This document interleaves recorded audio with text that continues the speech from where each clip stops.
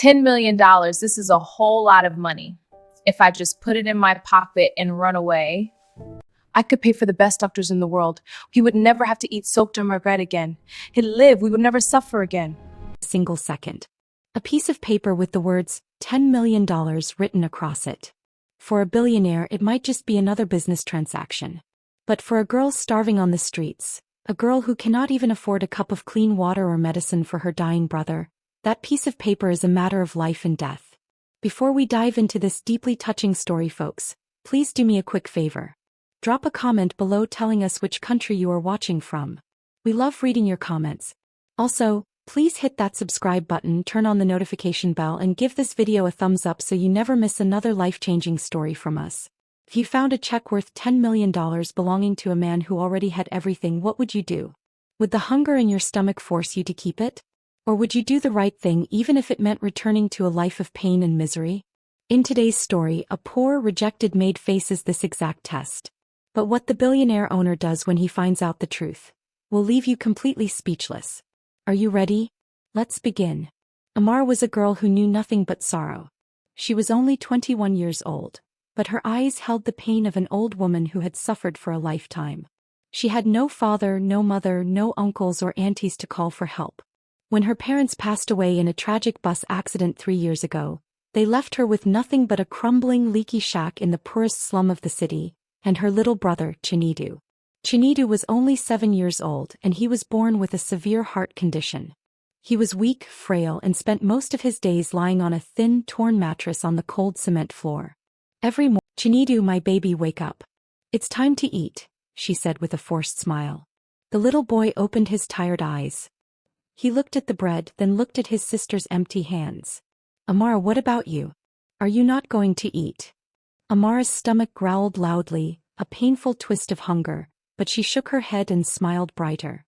"I already ate, my love. I woke up very early and ate a big bowl of rice. Just eat this so you can have strength." Chinedu believed her and slowly ate the bread. Amara watched him, her heart breaking into a million pieces. She knew that if she didn't find money soon for his hospital checkup, his condition would worsen. She packed her small nylon bag, put on her faded black uniform, and wore her old rubber slippers. It was time to go to work. Amara worked as a cleaner at the coal estate. The estate belonged to Mr. Richard Cole, a 32-year-old billionaire who owned a massive chain of real estate and shipping companies across the world. His mansion was a palace. It had golden gates, towering white pillars, a swimming pool as clear as crystal, and expensive cars parked in a row. It was a place where money flowed like water. But inside that beautiful mansion, Amara was treated worse than the dirt she swept from the floors. As soon as Amara walked through the servants' entrance, a harsh voice screamed her name. "Amara, are you deaf and blind?" Amara flinched. It was Madame Gloria, the head housekeeper. Madame Gloria was a wicked, bitter woman in her 50s who hated Amara for no reason. She hated Amara's youth, her natural beauty, and her quiet, humble spirit. "Good morning, Madame Gloria," Amara greeted, kneeling down respectfully. "Shut up your mouth." Madame Gloria snapped, pointing a thick finger at her face. "Look at the time. You're 5 minutes late. Do you think Mr. Richard pays you to stroll into this mansion like a queen? You are nothing but a common rat." "I'm sorry, Ma. I had to make sure my sick brother took his." "Did I ask you for your life history?" Madame Gloria hissed, slapping a heavy wooden bucket and a rag into Amara's chest. "Take this. You are going to scrub the entire grand staircase. And you will not use a mop. You will use your hands and your knees. If I see a single speck of dust, you will not get a single dime this month." "Yes, Ma," Amara whispered. She carried the heavy bucket, her arms shaking from hunger, and walked to the massive marble staircase. For 2 hours, Amara knelt on the hard marble floor. Her knees bruised, her back ached, and sweat poured down her forehead. Her hands were wrinkled and sore from the harsh chemicals in the soapy water. But she did not stop. She kept scrubbing, thinking only of Chinedu. "For his medicine," she kept whispering to herself. "Just for his medicine."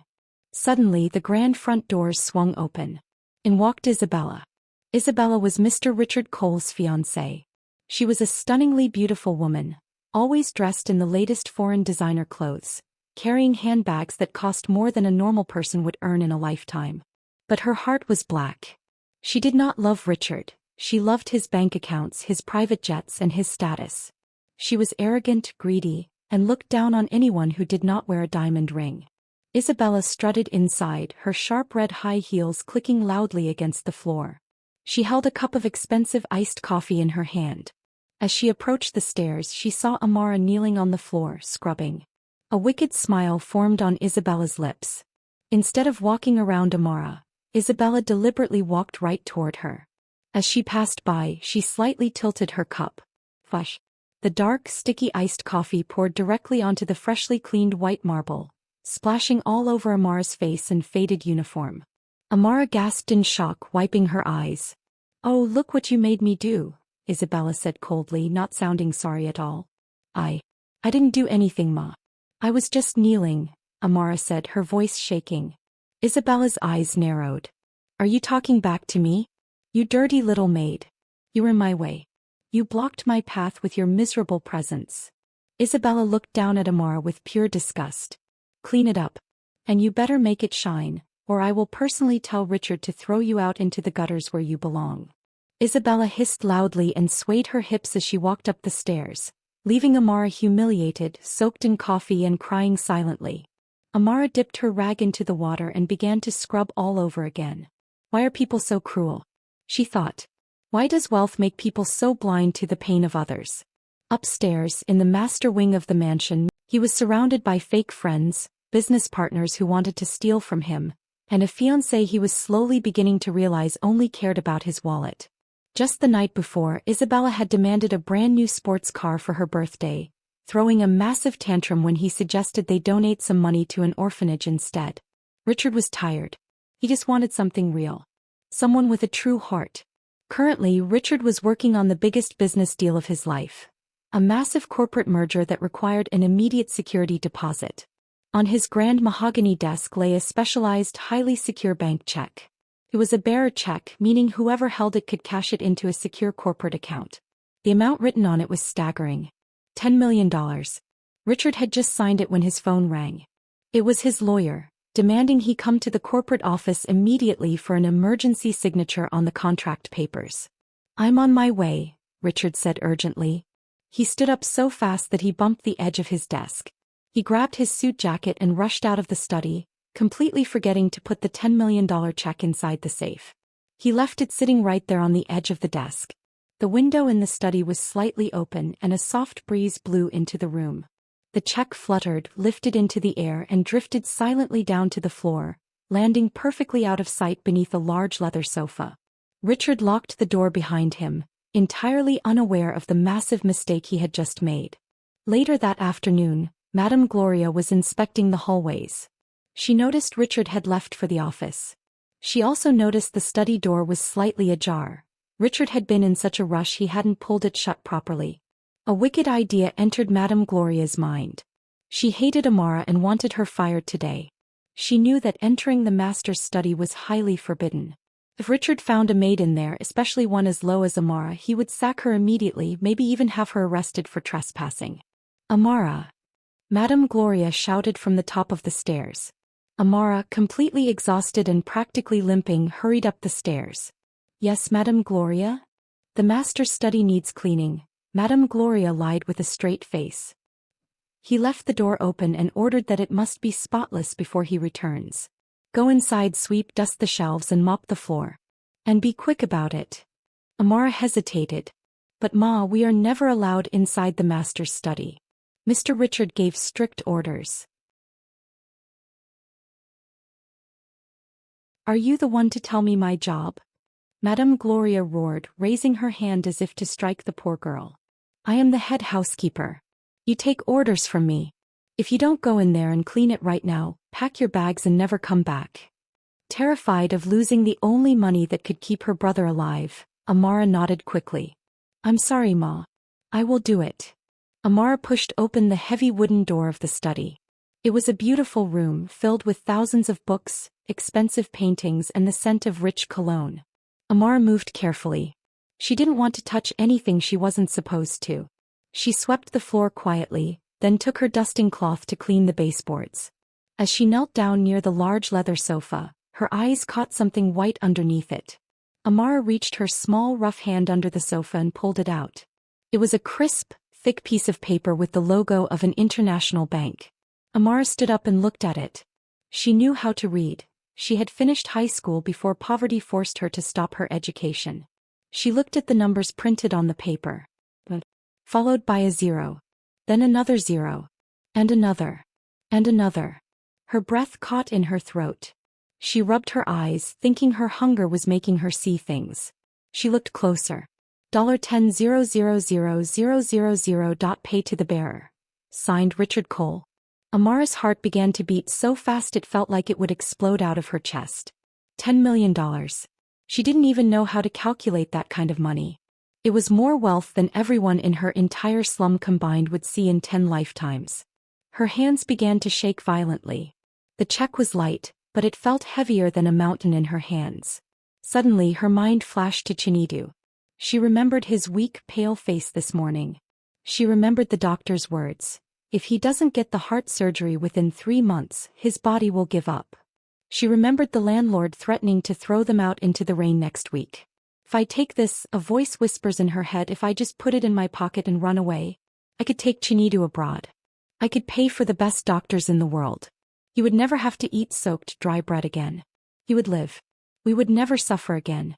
A tear dropped from Amara's eye and landed perfectly beside the billionaire's signature. The temptation was overwhelming. It was pulling at her very soul. Nobody was in the room. Nobody knew the check was under the sofa. Richard probably thought he lost it outside. It would be so easy. So incredibly easy to just slip it into her faded uniform pocket. But then another voice echoed in her mind.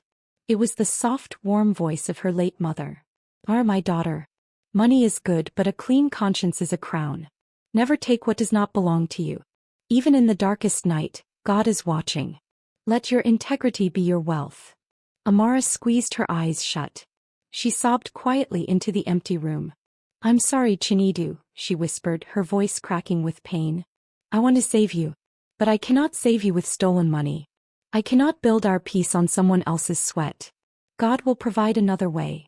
With immense courage, Amara wiped her tears. She folded the check carefully. She decided she would wait by the door until Mr. Richard returned, and she would hand it directly to him. But as she turned around to leave the study, the door swung wide open. Standing in the doorway was Isabella. Isabella had come into the study looking for Richard's private credit card to go on another shopping spree. When she saw Amara standing near Richard's desk holding a piece of paper, Isabella's face twisted with fury. "What are you doing here?" Isabella shrieked. "You filthy rat. Are you stealing?" Before Amara could speak, Isabella marched forward and snatched the folded paper from Amara's trembling hand. "No, Ma. Please." Isabella kicked Amara away forcefully. "Get off me, you smelling beggar." Isabella laughed coldly, waving the check in the air. "Oh, you are going to prison, all right. Because I am going to tell Richard that I caught you red-handed trying to steal his money. And as for this check, I think I'll keep it for myself. Please, Ma. God is watching you." Amara screamed, tears pouring like a waterfall. "God doesn't care about street rats like you," Isabella sneered. Suddenly, a deep, thunderous voice boomed from the doorway. "What the hell is going on in my study?" Both women froze. Standing at the door, his face dark with absolute rage, his eyes scanning the scene of the crying maid on the floor and his fiancée holding his missing $10 million check, was Mr. Richard Cole. And he had heard everything. The grand study was completely dead silent. The only sound was the heavy, furious breathing of Mr. Richard Cole. He stood at the doorway like a roaring lion about to pounce. His eyes were locked on Isabella, who was still holding the $10 million check in her manicured hand. Isabella's face turned pale. The wicked, mocking smile she had just seconds ago vanished completely. She quickly tried to hide her panic and forced a fake, sweet smile, rushing toward Richard. "Baby. Oh, thank God you are here." Isabella cried out, pointing an accusing finger at Amara, who was still weeping on the floor. "I came into your study to look for a pen and I caught this dirty rat trying to steal your check. She was trying to run away with $10 million. Can you imagine the wickedness of these poor people? You should call the police right now." Amara shook her head violently, tears pouring down her face. "No, sir. Please, I swear on my dying brother's life I didn't steal it. I found it under the sofa while sweeping. I was waiting to give it to you. Shut up, you liar. Isabella screamed, raising her hand to slap Amara again. Do not touch her. Richard's voice thundered through the room, so loud that the glass windows seemed to vibrate. Isabella froze, her hand still raised in the air. She slowly turned to look at her fiancé, expecting him to side with her. But the look in Richard's eyes made her blood run cold. Richard walked slowly into the room. His footsteps echoed on the wooden floor. He walked right up to Isabella and snatched the check from her trembling hand. He looked at it, then looked deeply into her eyes. Do you take me for a fool, Isabella? Richard asked, his voice dangerously low and calm. Baby, what do you mean? I am trying to protect your money, Isabella stammered, taking a step back. I stood behind that door for 3 full minutes, Richard said, every word dripping with disgust. I heard everything. I heard this poor girl begging you not to frame her. I heard her telling you about her sick brother. And I heard you, the woman I was planning to marry, say that you were going to tell me a lie, frame her for theft, and keep my $10 million for yourself. Isabella gasped. Her chest rose and fell rapidly. No, Richard, you misunderstood. I was just testing her. Yes, I was testing the maid to see her reaction. You also said God doesn't care about street rats, Richard continued, completely ignoring her lies. His face twisted with absolute disappointment. I have given you everything, Isabella. Designer bags, luxury cars, holidays in Paris and Dubai. But your heart is a bottomless pit of greed. You are beautiful on the outside, but inside, you are rotten to the core. Isabella's eyes filled with tears. Real tears this time, tears of fear. She dropped to her knees, grabbing Richard's expensive trousers. Richard, please. I'm sorry. The money just confused me. I didn't mean it. Please, I love you. You don't love me. You love my wealth, Richard said coldly. He looked down at her hand, grabbed her fingers and forcefully pulled off the $5 million diamond engagement ring he had given her. Isabella screamed as the ring left her finger. No. Richard, please. The engagement is over, Richard declared. Pack your cheap morals and your designer bags and get out of my mansion. If I see your face in this estate after 20 minutes, I will have my security dogs chase you out like the thief you truly are. Isabella sobbed uncontrollably, her makeup running down her face in ugly black streams. The woman who had just walked up the stairs like a proud queen was now crawling on the floor like a defeated snake. Realizing Richard would not change his mind, she stood up, gave Amara a look of pure venomous hatred and ran out of the study crying. Richard exhaled deeply, pinching the bridge of his nose. He then turned his attention to Amara. She was still kneeling on the floor, shaking like a leaf in the wind, her uniform soaked with the sticky iced coffee Isabella had poured on her earlier. Get up, Richard said gently. Amara slowly stood up, keeping her head bowed. She was terrified. Even though Isabella was gone, she was still a maid who had entered the forbidden master's study. Why are you crying and why are you covered in coffee?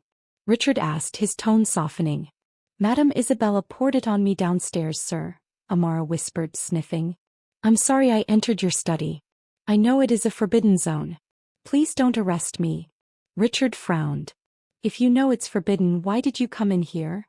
It was Madame Gloria, sir. She ordered me to clean it.